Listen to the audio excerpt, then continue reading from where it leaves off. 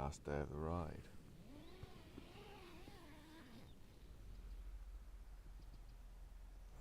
We've got a bit of a sunrise situation going on behind me, as you can see, rather splendid. We're up super early today, well, super early, 6:30. Alan has to get back to London, and because I'm relying on Alan for a lift, I have to get back super early as well. So we're going to blast it. We're going to be kind of following the route. We're kind of going to do some freestyling as well. It's only the last 10 miles or whatever, so I don't feel too bad about doing some clever business. Hopefully it'll still be a nice ride. We'll see what we find on the way back to Penzance. You ready, Jeffings? I am slow.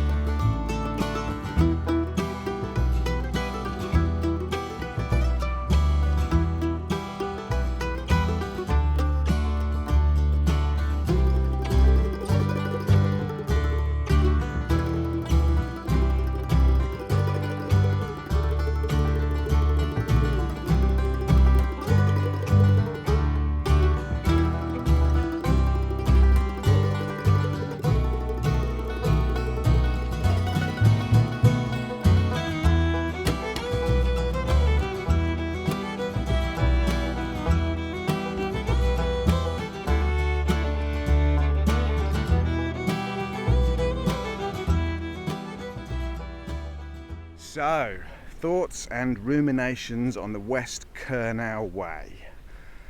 The main point to make is that Cornwall is awesome. Fantastic coastline, beautiful beaches, loads of great places to stop and eat, drink and be merry, loads of really nice campsites.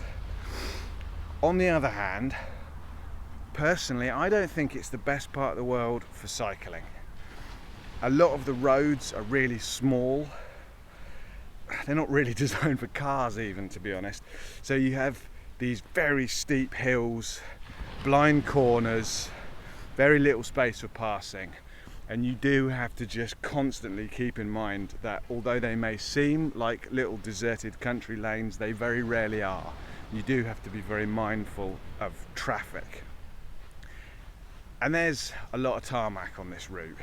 This may be a good thing or it may be a bad thing depending on your want and whim. Personally, I'd rather steer clear of it, but it's not too bad. Whatever your want and whim is in terms of surfaces, you will at some point on this ride get a tickle, because it's got a very mixed bag of surface and terrain. There is all the tarmac, but there's also gravel, sand, shingle, rocky trails, grassland, boggy moorland, sandy single track, all kinds of stuff. If you come in the winter, you probably want to add swimming to that as well, because we had really good weather and the weather has been pretty good in recent weeks, I think, but we still rode a lot of sections that were running with water. We did a lot of sections that were pedals deep in thin, brown, muddy water. And we did a lot more sections that, although dry at the moment, you can see have previously been churned to a proper bog. And after prolonged rain, I think sections of this would get very, very much wading and carrying. I suppose the main thing which I didn't get on with, and this is entirely my personal opinion, as stupid as that probably is that the route doesn't really feel like it's going anywhere. And I know that sounds daft because it's a loop, but King Alfred's Way was a loop, but it feels like you're going somewhere. Whereas on this one, it's very much wiggly, wiggly, wiggly all over the place, crinkly, lots of turns, lots of coming back on yourself, lots of dropping down into little bays just to then climb up out of them again. And to me, it sounds really daft, but it feels a little bit forced, like they're just putting all these twists and turns in to make up the miles to make it a doable loop. And I think what this means is, for me, if I was going to do it again, I'd want to do it very differently. I would want to do it over a week, 10 days, ride 10, 15 miles a day and stop in all of these little coves and bays, because they're stunning. You know, there's all these lovely beaches where you want to spend the afternoon. There's lovely villages where you want to stop and get lunch and just, I don't know, I think this part of the world for me is not so much for cycling, but more for sitting on the beach, gazing out to sea, eating a pasty, eating some lovely seafood. So I think I would say this is a loop that really lends itself to credit card touring.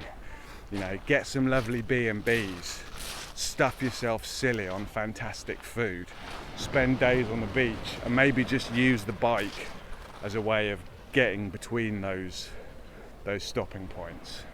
But that's just my thought. You know, it is a lovely loop in a very, very beautiful part of the world.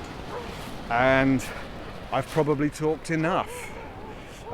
If you've enjoyed all these, then I'm trying to get into the habit of pointing people to the Ko-fi page so that I can quit work and become a full-time cycle idiot.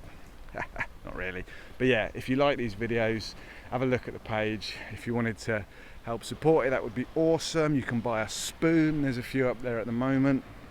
Beyond that, thank you for watching. Like, subscribe, leave a comment, let me know if you massively disagree with my summary of the West Kernow Way. Bye now. 10 seconds, Alan, sum up the West Kernow Way. Oh, very tough. Very nice weather though, because it's quite warm down here with the climate. Some of it felt like it was kind of just bodged together. Some of the trail was closed. Granted, they were doing like waterworks. We met a couple of disgruntled farmers. There was a bovine flu outbreak, but it's been very nice because out on the bike, you know, that's all you can ask in life. So yeah, if you fancy a nice trip, get on it. High five!